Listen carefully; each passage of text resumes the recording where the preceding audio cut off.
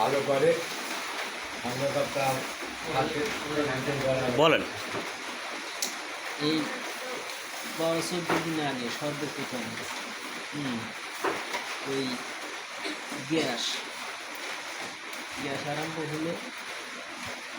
Gas আরম্ভ হয় 4 দিন 4 রাত খেতে পারলেন না, পানিও না, কোনো কিছু না, হিসাব হলো, পায়খানা হয় না। আচ্ছা, তারপরে মানে গ্যাসের অবস্থা এমন হয়ে গেল, এই পেটের ভিতরে ব্যথার জন্য মানে জিলিক করা আরম্ভ করে দিল। জিলিক করা আরম্ভ করে দিলে জিলিক করতে করতে দেখা যায় যে মাথা টাথা বুক পাওয়া সব জায়গায় জিলিক। তখন 4 দিন পরে এরকম আপনার কিছু খেতে পারলেন না করার পর আচ্ছা আমার হাসপাতালে আসলাম।